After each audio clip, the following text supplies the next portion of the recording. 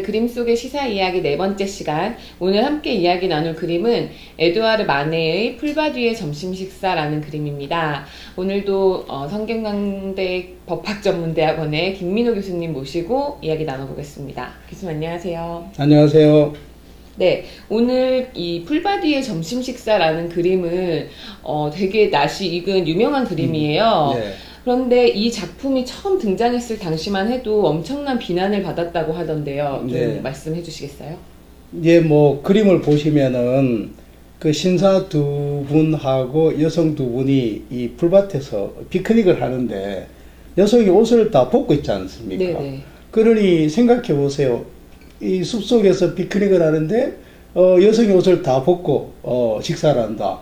그게 굉장히 센세이션하죠. 이러한 것들이 그 당시 다소 보수적인 사회에서 이런 그림이 나왔기 때문에 그 당시 느낌은 아마 지금의 어떤 뭐 포르노그래픽 정도로 느끼지 않았을까라는 생각이 들어요. 네, 교수님, 그런데 예전부터 우리가 명화들을 보면 네. 이런 누드화가 아주 많았잖아요. 그렇죠. 근데 이 작품이 특별히 문제가 될 이유가 있었을까요? 저희가 보기에는 명화 속의 누드나 이 지금 작품에 있는 누드나 같아 보이는데 네. 이제 포맷이 틀린 거죠. 보통 우리가 누드라는 정물, 인물화죠, 그죠? 네네. 인물화의 경우에 이제 누드 자체를 누드 모델로 해서 그리는 거하고, 이 포맷은 조금 전에 말씀드린 것처럼 바깥에서 야외에서 야유에 피크닉을 한다는 그런 소재에서 여성이 옷을 벗고 있다라는 것은 다른 거죠. 우리가 인물화로서의 누드하고 그리고 뭐 예. 신화 속의 인물 그렇죠. 그런 것이 아니라 예. 정말 예. 일상적인 생활 속에서의 그런 예. 다른 남자들은 다 옷을 입고 있는 반면에 그렇죠. 예. 그런 면에서 비판을 예. 받은 거군요. 그래서 이 그림을 모르겠어요. 그 당시 만에는 어떤 생각을 가지고 이걸 그렸는지 모르겠는데, 이 그림을 그 프랑스의 가장 권위 있는 공모전이 프랑스 살롱전이죠. 우리나라 보면 대한민국 국전 이렇게 있지 않습니까? 미술대전 이런 것처럼. 이 살롱전에 입상을 하는 게 그 당시 화가들이 가장 명예인데, 이걸 출품을 당연히 했겠죠만 해도. 네네. 출품을 했는데 떨어졌어요. 낙선을 한 거지. 네. 낙선을 한 거지. 근데 이 당시 만의 그림만 낙선을 한 게 아니고, 그 당시 화단을 주름잡던 굉장히 권위 있는 사람들이 다 낙선을 한 거예요. 왜냐면 이 사람들은 뭐 그 당시 이미 유명했기 때문에, 나야 당연히 입선을 하겠지라고 생각하고 작품만 냈단 말이야. 네. 근데 이 다른 화가들은 심사위원들한테 막 뇌물을 막 준 거예요. 뇌물을 막 주니까, 전형 동안 사람들이 다 입선을 하고, 유명한 사람들은 다 낙선이 된 거죠. 네네네. 그 낙선한 사람들이 이제 컴플레인을 막 제기했을 거 아니에요. 네. 그래서 신문에서도, 마네 같은 사람들이 낙선을 하고, 입선한 작품 형편없다, 이렇게 막 들끓으니까, 그 당시 이제 나폴레옹 3세가, 네. 자기 이름을 내건 그 공모전인데, 네네. 시끄럽단 말이야. 그러니까 참 이분도 대단하시죠, 나폴레옹 3세도. 그 살롱전 하고 있는 옆에다가 그 임시 건물을 지어가지고 살롱전의 낙선전이라는 걸 낙선한 작품들을 낙선한 작품만 모아서. 근데 이게 웬일입니까? 사람들이 살롱전을 안 가. 전부 낙선전을 보러 오는 거예요. 네. 특히 낙선전에 누구의 작품을 보러 왔냐면 이 마네, 풀바디의 점심, 이걸 보러 하루에 7,000명이 왔대요. 그 당시 프랑스 파리의 인구나 상을 봤을 때 7,000명이면 어마어마하게 많은 사람이 이 그림을 보러, 이중적이죠. 그러니까 이 그림이 굉장히 외설적이다라고 비판을 하면서도 정작 굉장히 호기심을 자극해서 보러 온 거지. 네. 그러면 마네의 의도가 무엇이었든지 간에 성공을 한 거죠. 제가 볼 때는. 그러네요. 그 마네가 이런 상류층을 풍자하는 그런 걸로 유명했다고 그래요? 네. 그러게 마네. 그러니까 이 그림에도 그러면 그런 상류층의 문화를 풍자하는 그런 게 어느 정도 들어있는 건가요? 그렇죠. 이 상류층의 특히 귀족들의 남자를 네. 많이 폄하했죠. 그 만해의 그림 중에 또 아주 유명한 올랭피아라는 네네. 그림 있지 않습니까? 올랭피아라는 그림을 보면 여성이 침대에 비스듬히 반나체로 누워 있어요. 옷은 입고 있지만. 그리고 흑인 하녀가 꽃을 이렇게 들고 와 있단 말이야. 네. 흑인 하녀가 꽃을 들고 와 있어. 그리고 배경이 어두운데 그 어두운 배경을 자세히 들여다보면 네. 예, 남자가 하나 보여요. 아, 그래요? 예, 이 뭐 사진으로는 잘 보이지 않는데 뭐 남자가 보이는 거로 생각을 합시다. 네네네. 왜냐하면 고양이는 보인다, 그지? 네네. 이게 무슨 얘기냐면 이 흑인 한여가 하는 얘기가 손님이 왔다 이거예요. 이 여성이 바로 그 매춘부죠, 매춘부. 네. 매춘부인데 이 상류층만 상대하는 매춘부. 손님이 오면 네네. 이제 이 한여에게 꽃을 주고 뭐 이렇게 이제 네. 하는 거예요. 예, 그러다 보니까 이 올랭피아라는 그림 자체가 상류층, 귀족층 남자들의 그 당시에 매춘 문화를 꼬집은 것이죠. 네. 그래서 이 올랭피아 여성의 표정을 잘 보세요. 그냥 아주 도도하면서 그런 상류층의 남자들을 비웃는 듯한 네. 그런 얼굴을 보입니다. 냉소적인. 그렇죠. 냉소적인. 네. 그런데 질문에 대해서 다시 돌아가면 네네.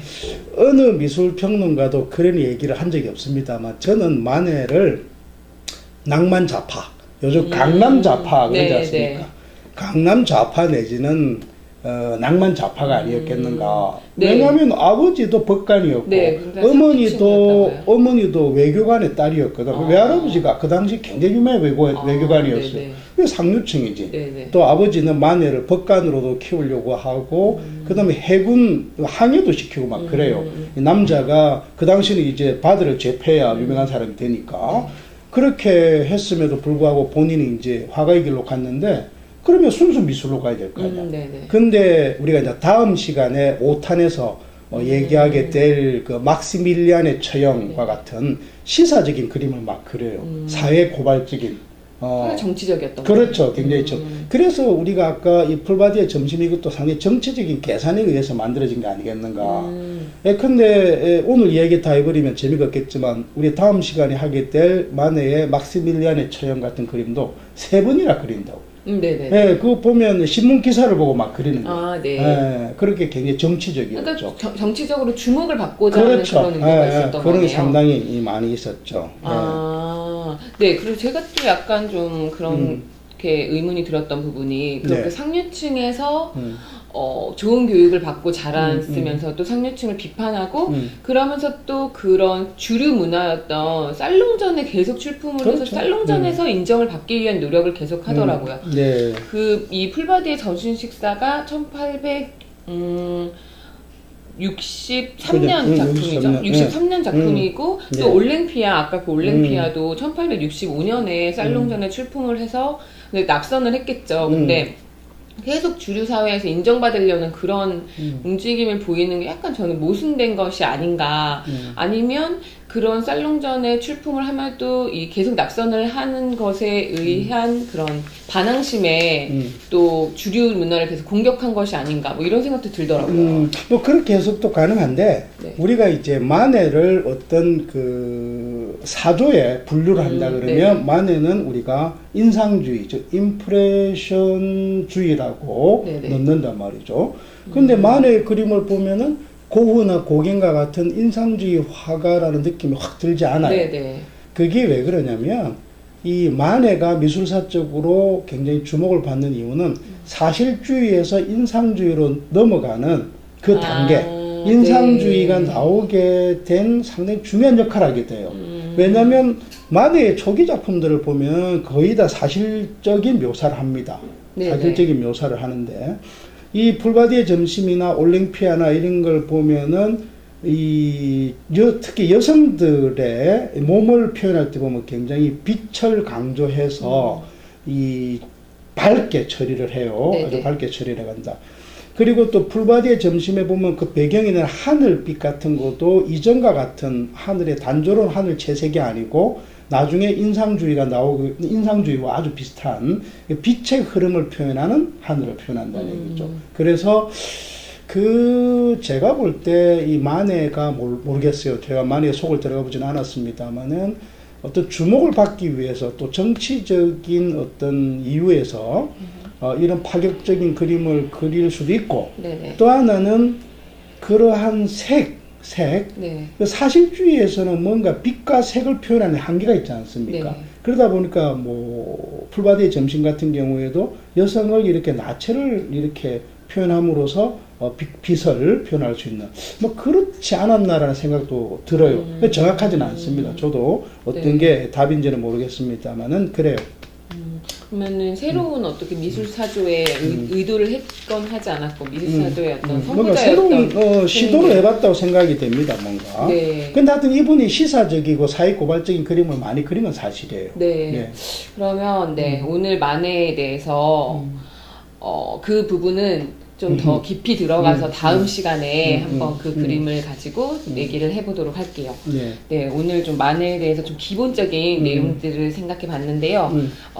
이 그림 그리고 이 작품에 얽힌 그런 살롱전, 낙선전 이런 당대 상황으로부터 또 우리 주제인 또 시사 이야기를 또 꺼내 보려고 하는데 좀 어떤 점을 생각해 볼 수 있을까요? 저는 그 만해의 올랭피아나 풀밭에서의 점심이죠. 네네. 그런 그림을 이래 보면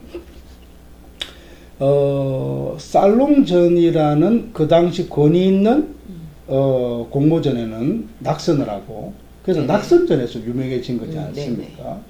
그래서 저는 바로 평가라는 부분에 대해서 우리가 한번 생각을 해보자는 거예요. 우리가 세상을 살다 보면 많은 평가를 받지 않습니까? 네네. 제가 평가를 하기도 하고 평가를 받기도 하고 제가 학기 말에 성적 평가를 하고 나면 많은 학생들이 성적 이의 신청을 한다는 얘기죠. 그러면 무슨 얘기입니까? 평가에 승복할 수 없다라는 얘기예요. 네. 그럼 그건 무슨 얘기냐면 평가자에 대한 신뢰가 부족하죠.